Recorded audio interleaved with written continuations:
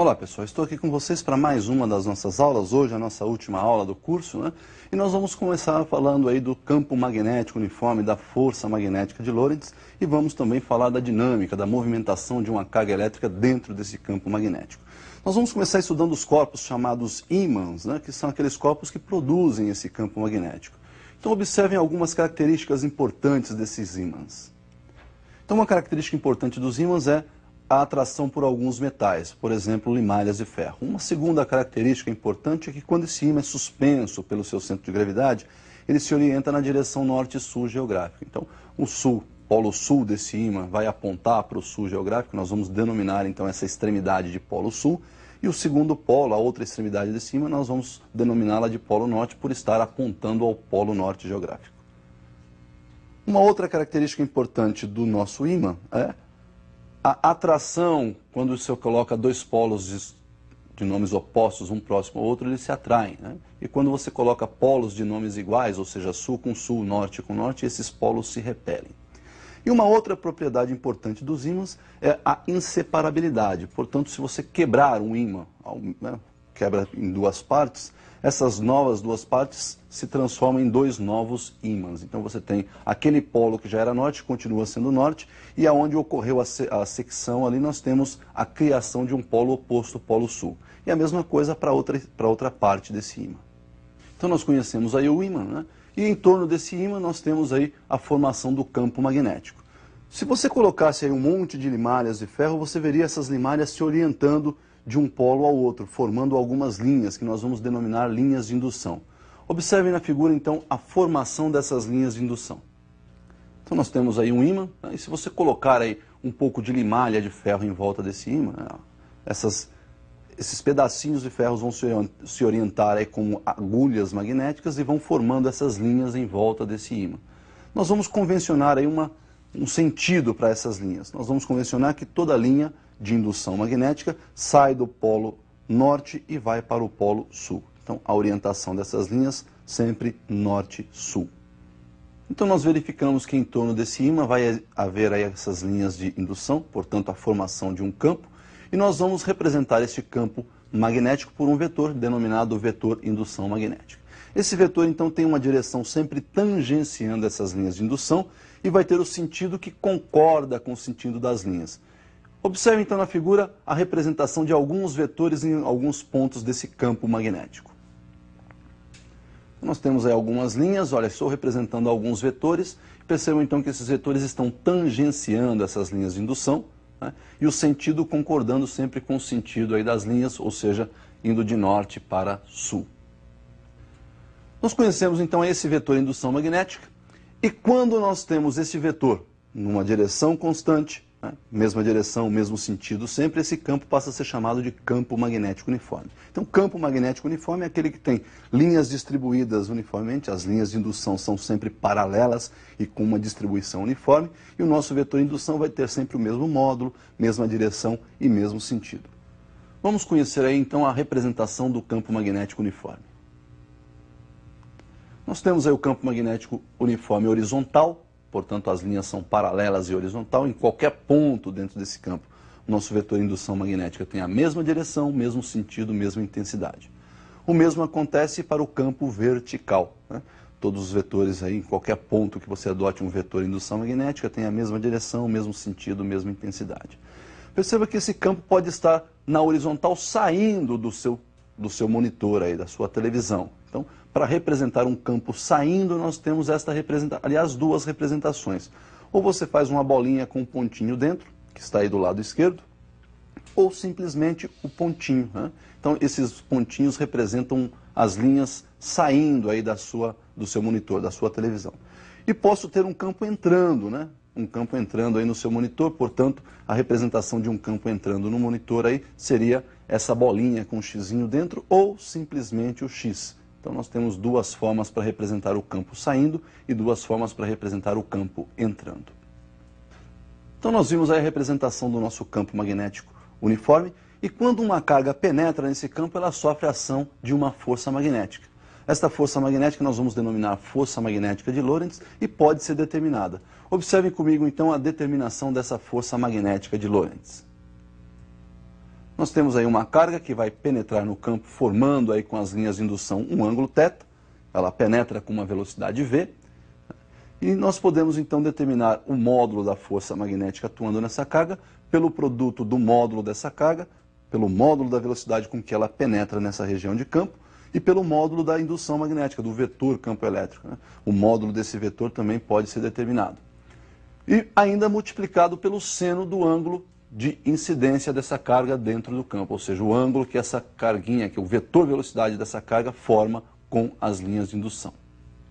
Então nós vimos aí como se calcula o módulo da força magnética de Lorentz. Essa força, então, por ser uma grandeza vetorial, também tem uma direção e um sentido.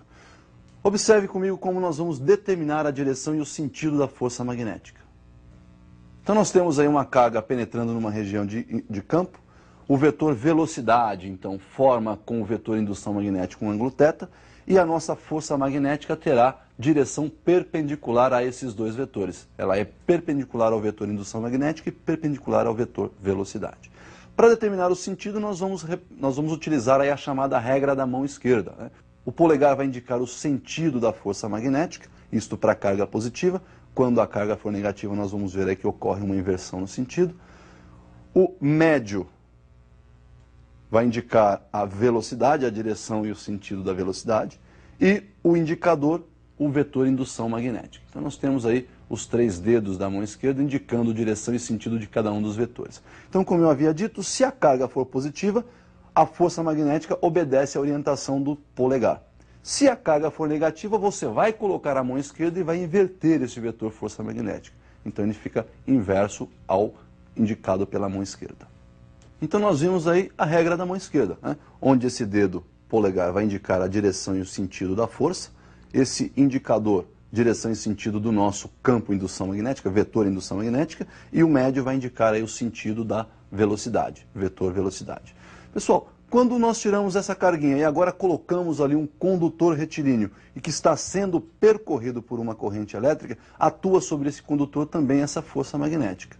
Observe como seria então calculada essa força magnética no condutor retilíneo imerso num campo magnético uniforme. Nós temos aí um condutor retilíneo imerso no campo magnético uniforme, formando aí com as linhas de indução um ângulo θ. Esse condutor está sendo percorrido por uma corrente I, comprimento desse condutor L, e sobre ele então passa a atuar uma força magnética que nós representamos aí por Fm. Essa força magnética então pode ser determinada multiplicando aí o módulo do vetor indução magnética pela corrente e pelo comprimento desse nosso condutor. E ainda multiplicado pelo seno do ângulo formado entre o condutor retilíneo e as linhas de indução. Também pela regra da mão esquerda você define o sentido dessa força magnética. Agora nós vamos trocar aí, né? O dedo polegar vai continuar indicando o sentido da força magnética, o médio vai passar agora a indicar a corrente elétrica e o indicador continua indicando aí o sentido do vetor indução magnética. Então nós conhecemos aí força magnética também no condutor retilíneo. Quando a nossa carga penetra numa região de campo, ela pode sofrer a ação dessa força magnética, mas em alguns casos não. E quando ela sofre a ação de força magnética, ela pode se movimentar de uma forma ou de outra. A gente vai observar então quais as possibilidades de movimento de uma carga dentro de um campo magnético uniforme. Nós vamos estudar então agora a dinâmica de uma carga elétrica dentro do campo magnético uniforme. Vamos ao primeiro caso. Primeiro caso, então, nós temos aí a carga entrando nesse campo com uma velocidade paralela às linhas de indução. Ângulo zero ou 180 graus. Seno de zero ou seno de 180 vai dar zero. Consequentemente, como a força depende desse seno de θ, é um produto da carga pelo vetor indução magnética, pela velocidade e pelo seno de θ, essa força magnética então será nula, zero. E o movimento da carga então será um movimento retilíneo e uniforme, ou seja, não possui aceleração. Velocidade tem módulo, direção e intensidade constantes. O segundo caso é quando então essa carga penetra na região de campo magnético uniforme perpendicular às linhas de indução. Observe comigo então aí como seria o cálculo dessa força magnética e qual será o movimento dessa carga. Nós temos então para uma penetração perpendicular, ângulo θ 90 graus, e quando este ângulo é 90, seno de 90, 1, a força então terá sua intensidade máxima, dada pelo produto Q, que é o módulo da carga, pela velocidade e pelo vetor indução magnética em módulo do vetor indução magnética. Neste caso, então, essa força, por ser perpendicular à velocidade, ela passa a atuar como sendo uma força centrípeta. E essa carga, então, vai realizar aí um movimento circular e uniforme. Se o movimento é circular e uniforme, existe um raio dessa trajetória. E esse raio pode ser calculado como sendo aí o produto da massa dessa partícula pela velocidade com que ela penetra na região de campo, dividido pelo produto do módulo da carga pelo módulo do vetor indução magnética. Por outro lado, se esse movimento é circular e uniforme, ele ocorre com uma certa frequência, ou seja, existe aí um período que é o menor intervalo de tempo para que ele complete uma volta nessa circunferência. E esse período, então, é dado pelo produto 2π, né, pela massa dessa partícula, dividido pelo produto do módulo da carga pelo módulo do vetor indução magnética. Então, nós vamos ter aí um movimento circular e uniforme. E o terceiro caso é quando essa penetração se dá com um ângulo diferente desses que nós vimos, nem 180, nem 0 e nem um ângulo de 90 graus, quando a carga incide obliquamente a essas linhas de indução. Observe comigo aí. Quando a penetração é oblíqua, perceba então que nós podemos decompor essa velocidade. Eu tenho uma velocidade aí formando um ângulo θ com as linhas de indução, e eu posso fazer uma projeção dessa velocidade na horizontal e outra na vertical. Como você pode ver aí, essa horizontal eu vou chamar de Vx, a vertical eu vou chamar de Vy, e nós caímos então nos dois casos anteriores, né? A Vx, velocidade Vx, a componente Vx aí da velocidade está paralela às linhas de indução, a componente Vy está perpendicular, então nós vamos ter os dois movimentos simultâneos, movimento retilíneo uniforme e um movimento circular e uniforme. O somatório desses dois movimentos nos dá aí um movimento chamado de movimento helicoidal. É aquele movimento da hélice, né? Uma hélice girando e avançando, né? Se transladando simultaneamente. Bom, pessoal, e o que a gente tinha para ver então nessa nossa última aula era isso: campo magnético, força magnética de Lorentz, regra da mão esquerda, que você não pode confundir na hora de aplicar, né? Sempre a mão esquerda, não vai usar a mão direita. E espero que você tenha gostado do curso, espero que você tenha acompanhado aí com muita atenção, que você tenha se exercitado, né, feito os exercícios em casa. Espero que você tenha sucesso então na hora da prova. E por falar em prova, quando você for fazer o vestibular, não esqueça, né, muita calma, roupas leves, né, nada de nervosismo, leva uma aguinha, um chocolatinho para você não ficar com fome, não, né, se sentir mal, ficar com sede, uma roupa mais leve, mais confortável para que você possa ter um bom desempenho. Sucesso para você!